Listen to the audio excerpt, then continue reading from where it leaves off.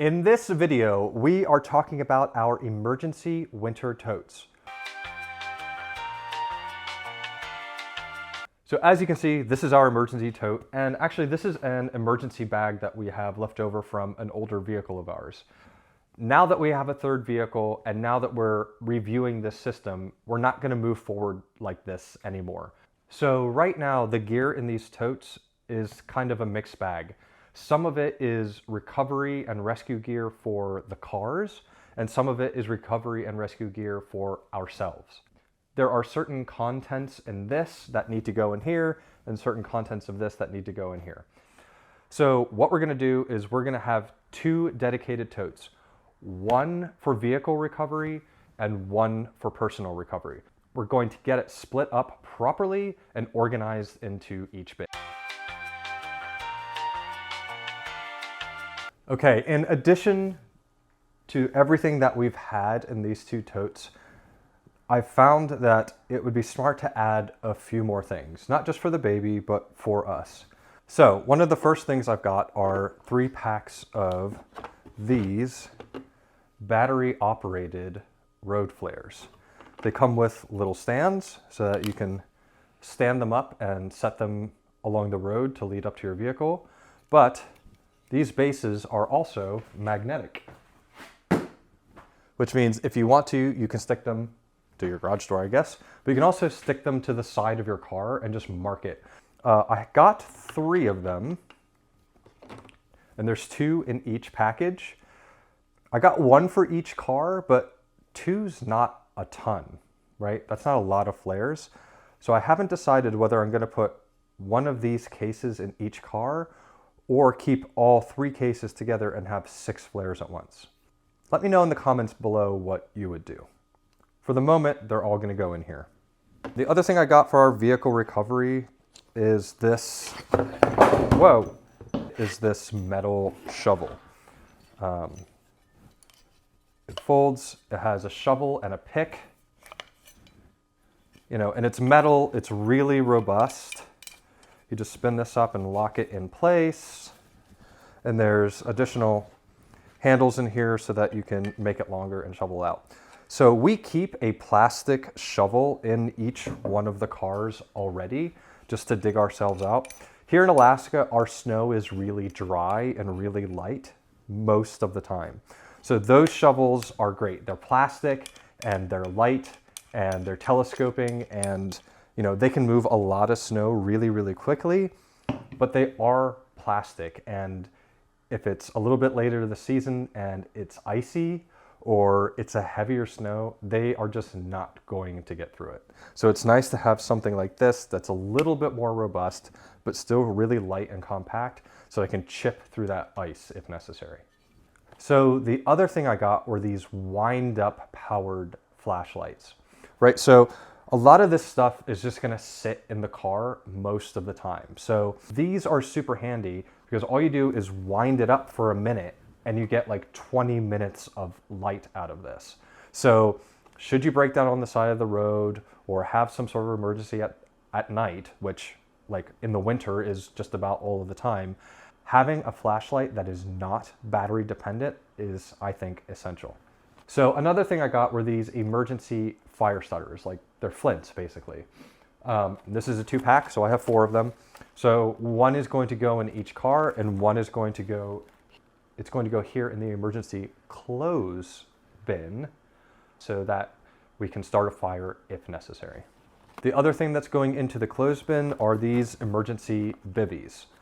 We have some of these in our hunting and hiking packs already, but they're super small, they're super light, they're not expensive, and these can save your life if it gets really, really cold. So these are going in the bin also. And that's it for additions to the emergency kits. So now let's break down each kit and go through the full contents of each.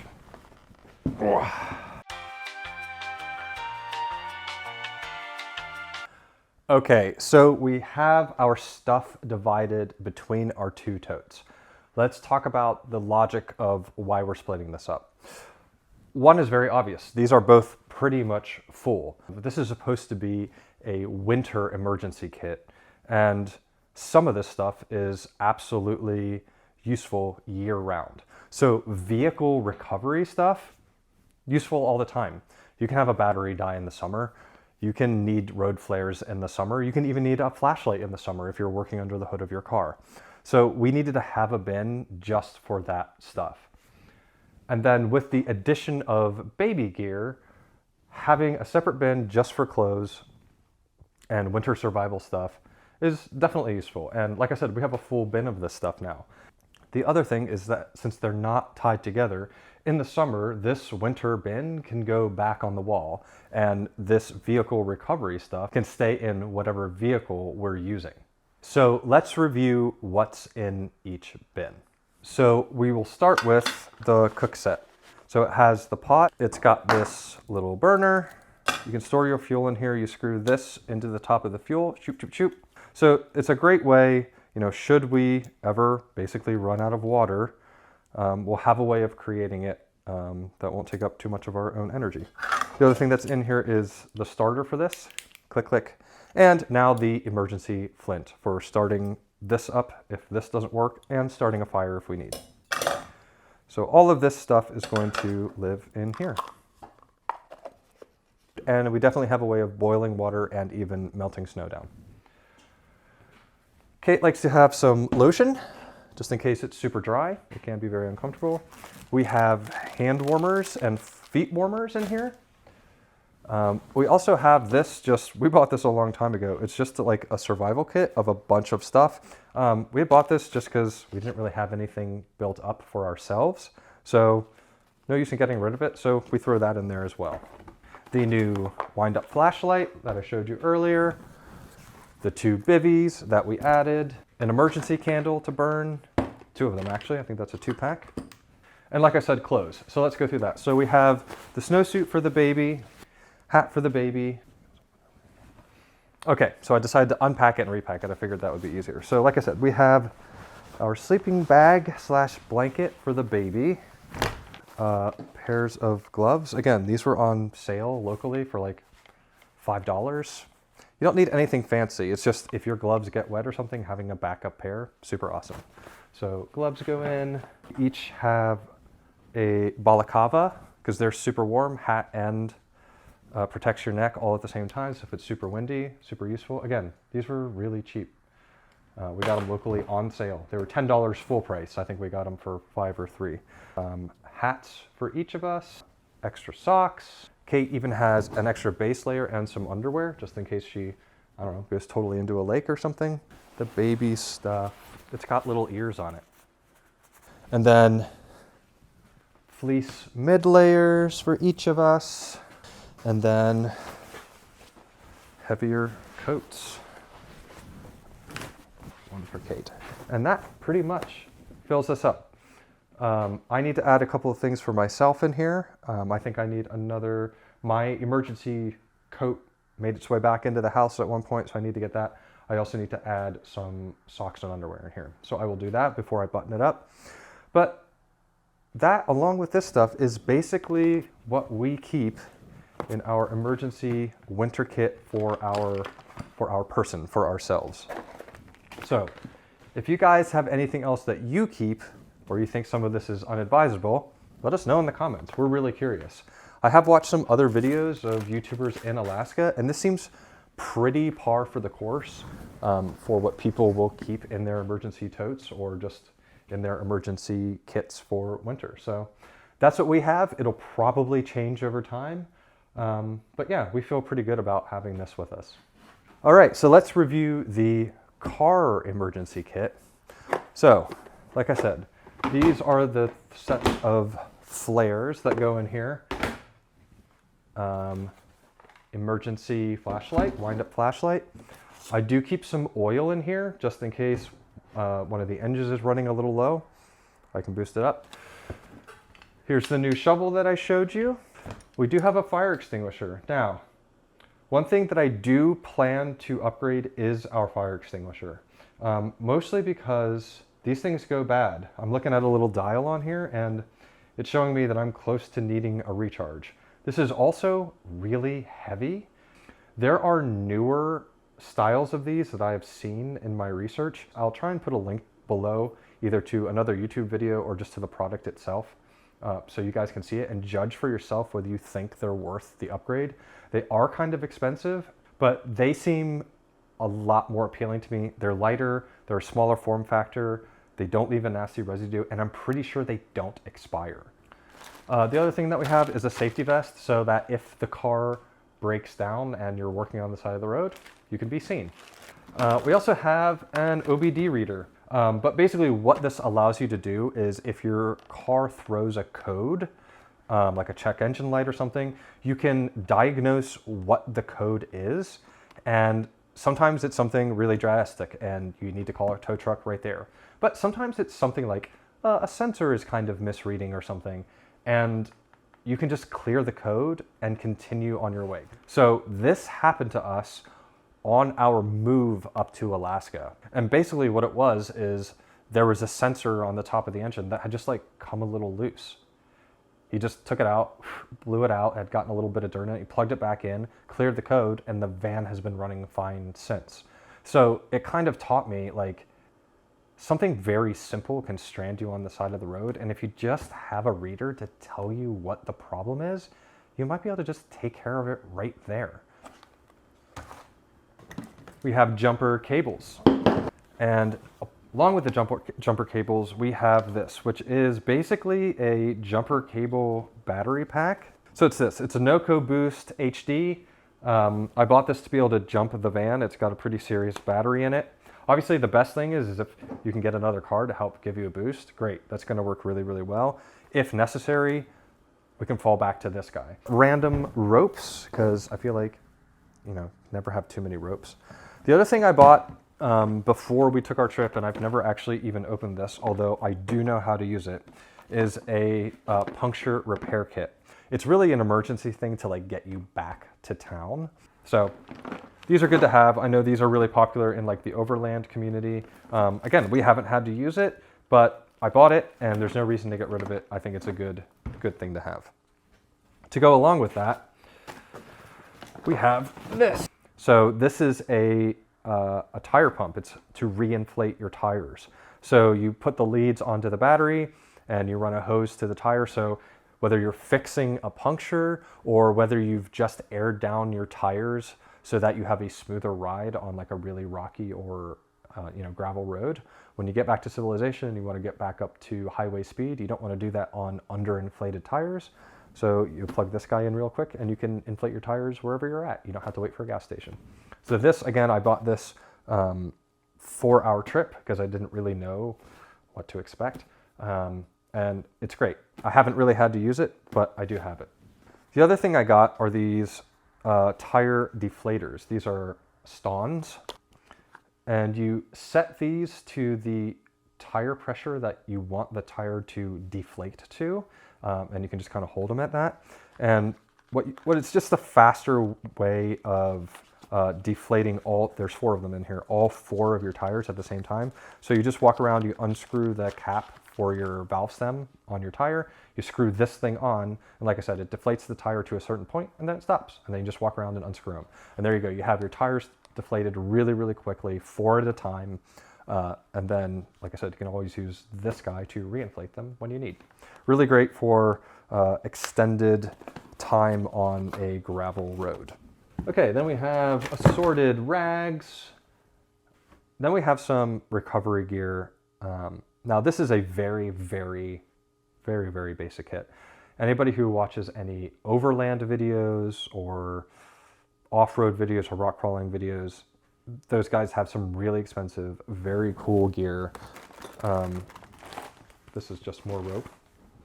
And then I have 2 heavy-duty ropes, recovery ropes. So one is just a loop end and one has these hooks on it. And then I have one sort of, I guess you'd call this a soft shackle. So that's the stuff that goes into this tote. Okay, so that wraps it up. These are our 2 kits, emergency winter gear and emergency vehicle kits. I'm feeling pretty good about these. Like I said, I may end up upgrading a couple of things, adding a dynamic rope and a different type of fire extinguisher to this kit. And there's a couple of clothes that I need to add for myself into here, and probably a few additional baby things as we think of them. But these are pretty set as is. But as always, this isn't even all of it.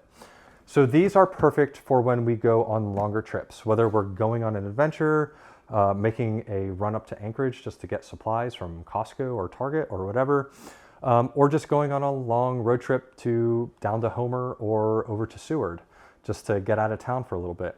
You never know what can happen. You never know what you may run into, what situation you may deal with, or who you can help along the way. So we like to have these, and we will throw these into whatever car that we're taking on that trip.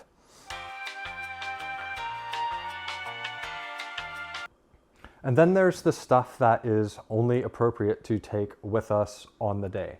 So one thing that we took out of these kits is food. We used to keep snacks in here. So, right, you get stuck on the side of the road, and if you're there for long enough, you're gonna get hungry. So we need to keep snacks. But to be honest with you, we end up bringing a grocery bag or a tote bag full of snacks with us in the car all the time anyway, for that very purpose, all year round. So whether we're going out on an adventure, hiking or fishing or something, we get hungry when we get back to the car, we wanna have a snack. Now that we have a kiddo, you know, who knows when her hunger is gonna hit. So she has a diaper bag with formula in it and stuff. So we end up bringing a bunch of stuff situationally anyway. So I didn't feel it necessary to keep food in either of these kits because we have it with us anyway. The other thing obviously that we take with us is water. There's really no room for enough water in each of these kits. It's something that we bring with us all the time anyway, you know, our water bottles for when we're hiking or whatever. And obviously it's something that we can't leave in the cars in winter because it'll freeze. So, so baby stuff like diapers, formula, we keep extra clothes on us now in case the baby has a blowout on herself or on us. So we have a duffel bag of extra clothes. We have a food bag. We have a lot of stuff that we take with us. Honestly, like just going out to another town is kind of a production. And rather than just try to talk to you about it, I figured it would be better to illustrate it. So let's do it. Let's take a little road trip.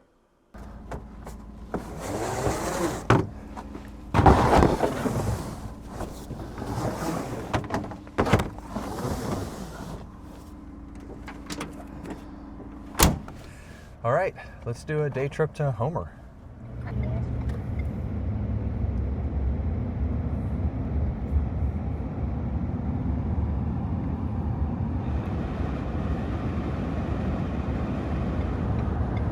All right, we're gonna stop here at one of our favorite overlooks because it's a beautiful bluebird day, and yeah, it's a really good overlook. So let's check it out.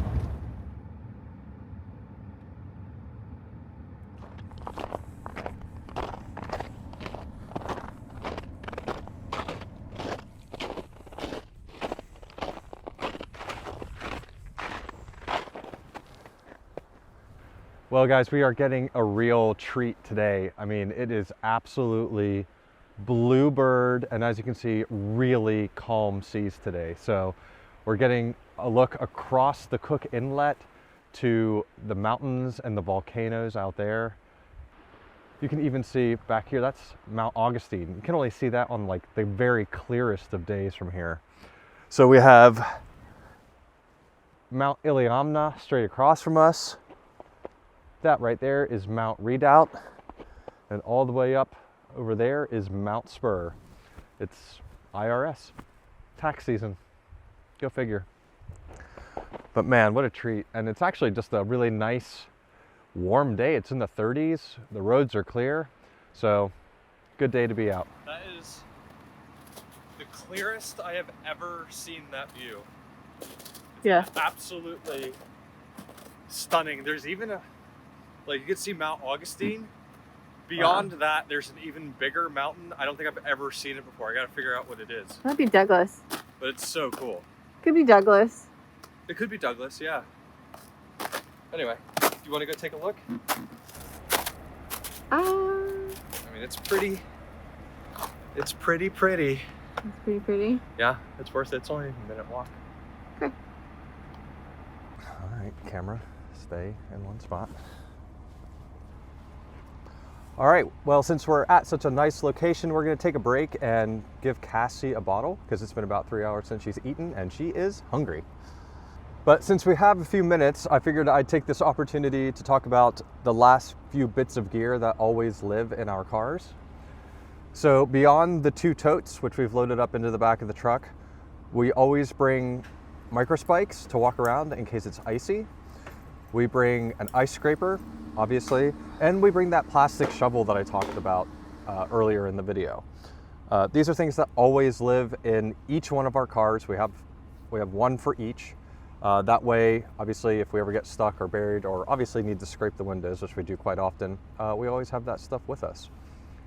Beyond that, anything else that we throw into the cars is pretty situation based. Like today's pretty nice. We just have our coats thrown in the back. We probably won't need them. And we weren't really planning any big activity today. Maybe we'll just get out and go for a walk. So we have our boots with us if we need our boots. Obviously for any activities, skiing, hunting, all of that stuff will be additional and we'll throw in on top of everything that we already bring. But yeah, this is pretty much what we bring on any given winter trip. Today we're just happy to get out in a beautiful, bright winter day and, you know, just get out of town for a little bit, go visit Homer, and maybe get a bite to eat.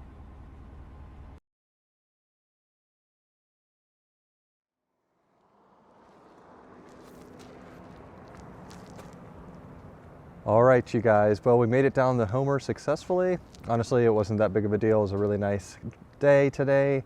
The roads are dry, so no need really for recovery gear or winter emergency stuff so far. So hey, that's good. That's how we want it to be. We just have this stuff as a backup. But we are gonna get a bite to eat and go walk the beach here for a little bit out on the spit. And we appreciate you guys tuning in, and we'll see you next time with another video developing the systems that underline our adventures to get us out here doing more stuff. Thanks, guys. We'll see you next time.